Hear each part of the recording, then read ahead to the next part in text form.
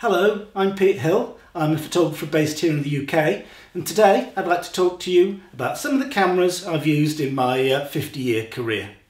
The first camera I ever owned was called a Diane, and according to Wikipedia it was a cheap novelty item produced in the millions and given away free. But to me it was great, and I remember being heartbroken when I came back and found it had melted in the back window of my dad's car whilst on holiday. As a consolation, I was given my sister's old Kodak Instamatic, a great piece of 60s industrial design, taking the 126 film cartridge. The only problem was it also used flash cubes, which were just hideously expensive.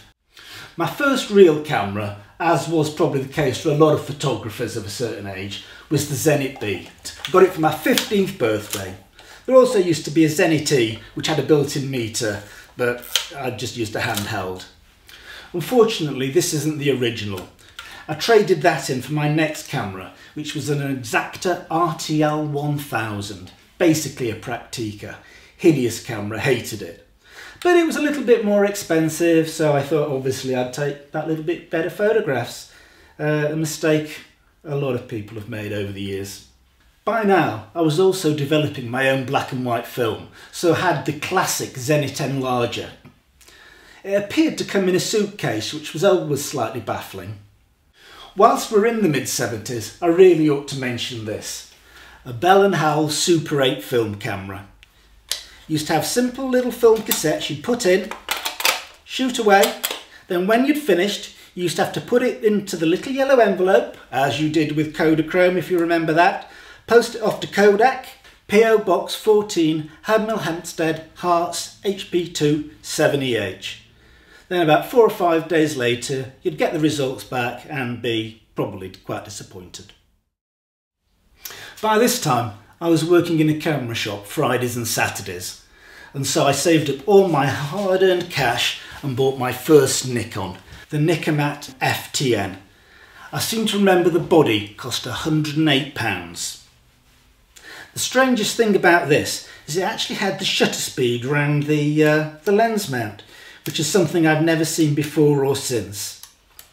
Unfortunately, this isn't the original. This is a slightly later FT2, because I traded the FTN in for the dream camera of any photographer in the 70s, and is still the greatest film camera ever made, the mighty Nikon F2. Got the Photomic head. This has got a 1.8 85mm slight telephoto lens, and it was so sharp you could almost cut yourself. The other camera we ought to mention at this point is the Nikomat EL, the first automatic Nikon that ever made. Unfortunately, I never owned one at the time. This is one I picked up later. But in my childhood, it was just an object of desire.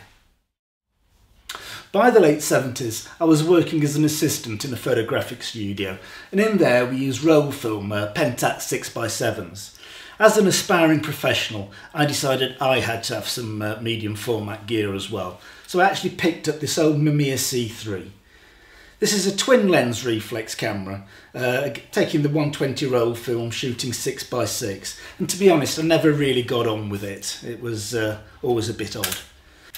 By the time I came to start my own business, there was only one medium format camera, and that was the Hasselblad 500cm. This is the king of cameras. 6x6, shooting 120 roll film, got the A12 magazine. This has actually got the 80mm standard lens, but I've also got the 50mm wide angle, which is the one I used most. Back to the Nikons. We've got a few others here that might be of interest. This was the first actual automatic camera I got, auto exposure. This was a Nikon FE.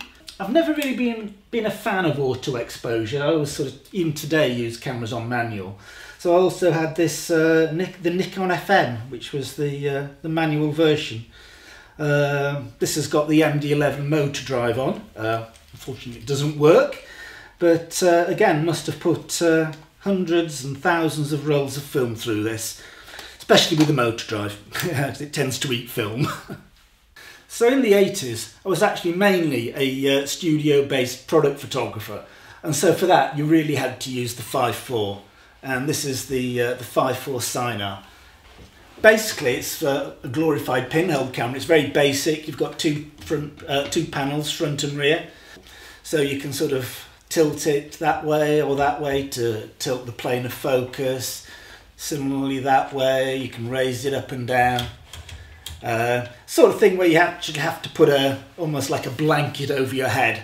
I mean, they had a bit more of a high-tech version, but yeah, very basic. It's a different way of working on a 5.4.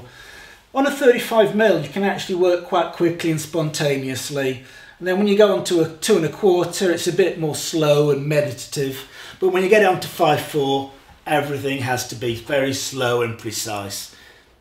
You put the film in into a dart slide, you load it up in a dart room, put the film in, you have to put the film in the back of the camera, cock it, fire the shutter, click, and you only have one attempt, so it's got to be right.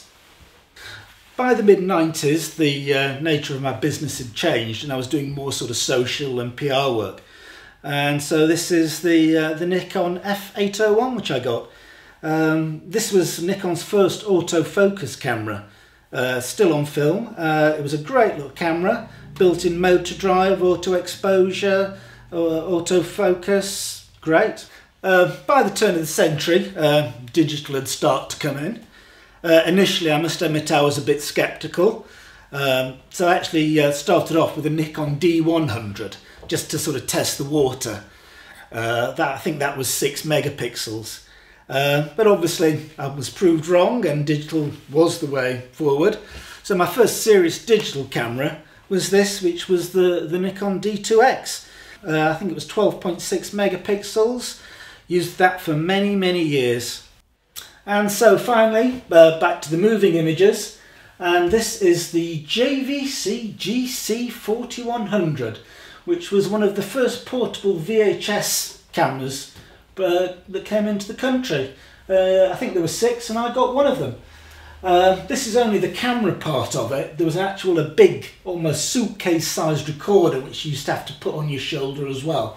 Weighed an absolute ton, but hey, it was portable. I actually shot quite a bit with it, a lot of band videos, so if you ever look on some of my other YouTube channels you will see lots of videos shot on this. So there you have it, my history in cameras up to the introduction of digital. I hope you've enjoyed watching this. You can look at various websites I have or my YouTube channel, and also look out for future videos that I'm going to be uploading.